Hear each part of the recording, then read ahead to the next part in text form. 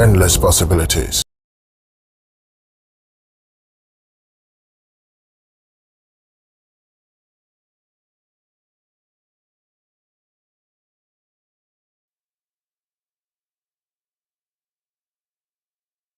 Amanipa bebre akademu yare amasese me no kase obi da yeso nyina akanichim ama onante kra enyeye nanso yemisa ye ho se ekwan ben so ene ye befa so a yare bia ye betimi aso ano no ye beso ano ntentempa nsa na be ya enha ye daachi na enha ye dwumadie bia ye di ne prempren ene daachi bi so na Coastal TV yede yadwe ho ntino na yawode bia Thursday bia djua ebo no wotwe pepepe a na yatena ase ha no yatwetwe nkomo efa yapomuden ho ekwan a yebefa so a menu mienu yebenya apomuden na yatena ase ache na yawe bia emetwintwan ya na mu no eho nkomo ene dju yawode nwumre na otwe bia Coastal TV yedi na yede aseda achese Jumedie sonko fefefe tese Coastal TV yenso yetimi atenase na yede ebro yawede bia ene no yebeka asem sonko kra na sane yebeya yina yebebe ye ho ba fi yare ho anti na yesan so atenase ene biem na ene no yeba sa afa yare a yenya wo nsuom meka ne se broni beka ne se waterborne diseases ne yede esi eni so pa hepatitis A and dysentery. Hepatitis A no one say one shada ntini din empem bebre ni yete hepatitis B but A no yen shada ntina ye shada ntini yi ankasa but no so how manfo hyehyem nkofo ho ache say how manfo pa nti ene no emrese ya yeto yensa frɛ hokɔ kese amo obeka yensa say bo metimi afrɛ na efie nipa san say yene na de wo ha da bia yatu esa frena oba obecheche nsa da be ya menu mienu yebedi ye yapomiden mu ntia enenso mene owura Emmanuel Owusu Eshia oye officer in charge of hygiene promotion our regional coordinating council na ye no ehia ma ye ba betwetwe nkomo Mr. Eshia majo ya enia kema kwa banso ba Coastal TV so medase yense ya da se da bia ya tu yensa fra wa obomode na obeka yensa nyame shaw na ene nkoma ye de sie ni su se ba bedi eye dysentery ene hepatitis A ya ba beka wasem yemfa no maako is B ena ya metati ho asem pa hepatitis A me shada enti no me no amanfo bi so ayen shada enti ho asem yesre wa cheche mu ye ka se hepatitis A ya eye de adea yo medase bebre ena medenchia kese nso de ma yetiefo nyina obi ajo so se ye ka se hepatitis A hepatitis A ya rebia bro nika se be ka se highly contagious liver disease okay se ye ka sa de bi highly contagious de pese ye twa nyina ne se yare etumi san nti ye nipedua ye brebo no aha eho yare a etumi san na yare a yenya as a result of ebia ye no nsuo bia air contaminated by the hepatitis A virus and a viral disease your disease be on a bacterial disease you will be also a viral disease when a viral disease and you know see no nsuo a sebio hepatitis A virus ni be more ni be woma itiminya sayare. Okay.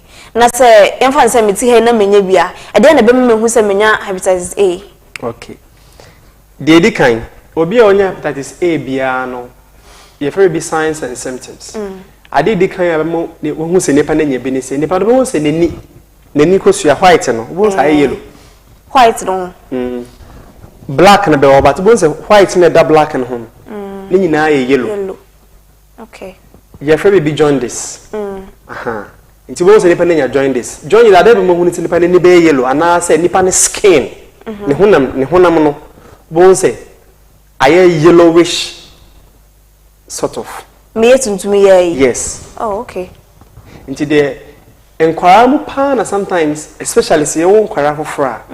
On say so wo akwara hofra within that first 3 days no. Very critical in childbirth. Yes. Because when you careful can be jaundice. Na jaundice in children no etumi eku nti very critical at childbirth. Okay. Nti and ade be mu sapone and John just ne say neni ebe yellow. Na bo say ne skin no ne skin ni asese ni nyina yellowish. And then ade ba kwa betumi hu say ne pa ne nyebi. De to so menu so say bo say ne ba kro no oya adwuma kakra bia na wabre. So e penyin a. Oye penyina. Oya adwuma kakra bia na wabre.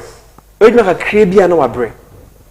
De to so ne say ne pa no bo say ne bo beta afono no. Okay. Or how say me bofuno me. And also betai afi say ne bo say enya afono ne pe na efie. Enam so eba. Okay. The to so ne say nipa no beso obonso wonya fever. Ne ho do pa tutututu pa. Se nipa no sebio okọ ejana bia no peso okọ ye ne ho ye a. Ejana na efiri ne ho ba no very pale. Okay. Normally ye ne ejana ye efiri ho ba no golden color sort of. But this one was a very pale. Okay. And so Johnson so Johnson be free ho ba no say very dark. Say dark, yes. Say black dark na. Johnson color na ye free be friend amber. Okay. Obebeka say yellow. But in terms of laboratory issues in different amber color. Okay. But that color no say very dark pa ko say to say ode leptin atun so hie mu no. We are color now hu. Okay. A very dark pa. Nti signs and symptoms when nyema so bi unya sayare ne bia ube hu woni. Okay. Nti so woni mo bi a se bi o order sanyema ye dia ntempa na odi nipa no ko ayaresabia. Okay. Okay. Na o kasa no o chi mu no kasa so bi benye bia na chese nipa kro no wanom nsu a emo ani bi wom. Yes. Mede mehu se nsuo we a menom no emo ani bi wom na mo ano kra na kwan ba so na mo fa so mo ko nsuo nim. Okay. Me da se bebre. Empen bebre no yen environment ai wom. There are a lot of microorganisms are almost within the environment I wa. Yen fa yeni say mfin hu omo.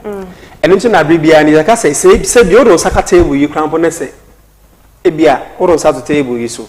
Wa so wa ko pe bibia di. Ansa na odo sa betu eduanem no so de sama ni nso odo nsa. Odo nsa amba. In the environment na ye wo mu no ye wo someone kese bebre within that environment no ayen fa yeni hu omo. Someone yan so e ho ne kokoto ne ko di agro. Enti Arabia is highly associated with men can say insuo. Enti no say enti we ka say enti insuo be kwa na o say menom.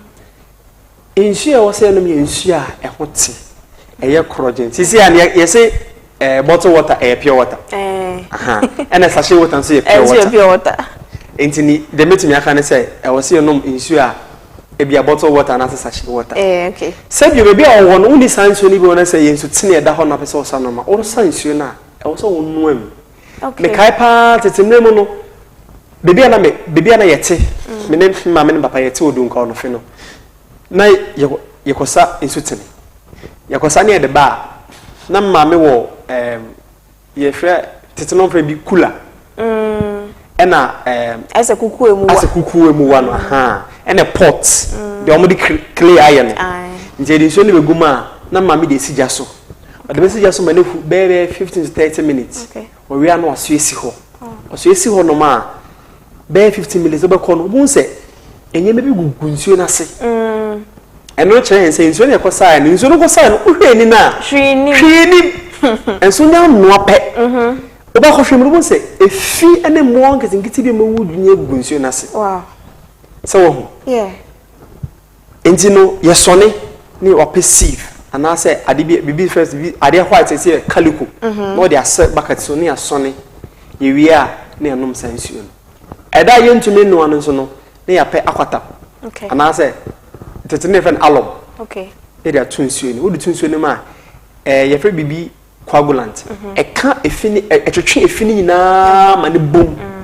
na ko tonsuo na se okay na wasone we wi a na efini wo hwe egu so wo nti enu no mo be bia nsu a omunye insuo portable no menka say portable water into tine no so mo say insuo na omo tumi dey akwata pegum we dey guma 15 minutes later na 30 minutes later no between 15 to 30 minutes no we tumi ano oh okay akwata na chlorine tablet and ye insuo no nyina nso chlorine ye dey purify insuo no na yiku ma woni nyina intino so insuo na wonom ne insuo tine a we dey akwata tumo pe 30 minutes later no betumi ano insuo no ebeku mo na omi na any side effects bia we ne soluble ones ni bi okay nti ano no wo de tunso no ma e dissolve wo nsuo ni e na ya ye ne seche we say is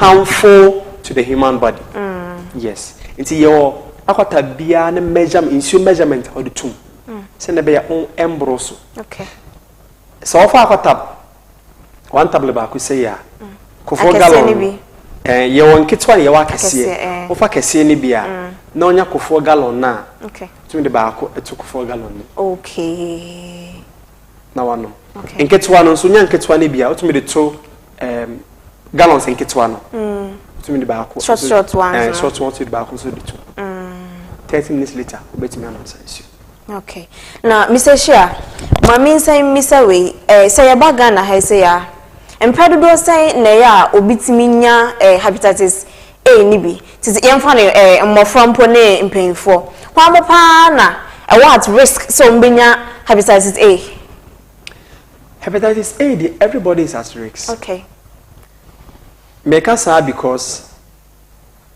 yemba edi agro abontin bebre nti say environment no enye safe for them they can get the disease yeah yene mpanyimfo no so no sebio edwuma 70 yetu anamo bebre ye call a lot of gathering so bi wa yare ni bi sometime ago me ko car na me call praso na car na me fo ye no I rent a Vietnam in chain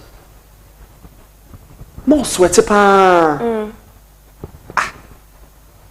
so at a point I became a bit skeptical about the guy enti later bibi here say me hwe ni na yellow enti quickly and I'm say free can oh because I realize say it's either say when you hepatitis any of the hepatitis and also when you jaundice wow now hepatitis no so no are contagious all of them they are contagious okay so even through sweat say never no free kan ho a but menya yare ni enti me notice sudden quickly na me see for na me call for the next car enti no I'm just giving this scenario say never you be say ye ne nkofo bebre a mo say ni be hyehyɛ mo hepatitis A yare bia metumi dia saw ever so hepatitis A no say transmitted mainly through fecal-oral routes okay usually acute and self-limiting enti no hepatitis A ne yare bia say na me kan no is associated with poor environment fecal matters okay so hepatitis B is also transmitted through bodily fluids okay and can be chronic oh yes just anumpo anhana wanya hoadwo that is it the difference no okay but we are through fecal-oral routes and we are through body fluids and everyone say obi say nipa no obi na say ofe oja ne nan fifire tete no atero didi conference didi abetumi yesa yare ni bi wow ya wo hoso mpa no say that is where the challenge is okay virus can stay on the surface they can stay on a surface at a temperature of either between 50 to 100 degrees Celsius wow yes virus yemwa bia omukun eya pa nti heat current mi nkun omo wow omukun eya pa and this bacteria na onwa odnetu ewiem keka they can die virus can withstand heat wow that's the reason why say obi sebio so obi nya HIV is na say ade a yusu no bia or the razor bia na bibi aye na say twa na na da ho for so they can even survive for within up to 7 days wow 5 to 7 days yes after that and as all far record the year unye bi ha sanity wow intino hepatitis C means no primarily spread through blood to blood contact and it's also often chronic And hepatitis D can only infect individuals already infected by the hepatitis B. Okay. And so, when you hepatitis B, no, hepatitis D. Oh, okay. Sanity. Too trouble. Wow. So this is the differences. Hepatitis A, B, C, and D. Okay, and to say C no kwande no yenya because of say bia sebi obi ajanan bia kwakofa yensu aye no. Hepatitis A. Sorry, A. Yes. Okay. So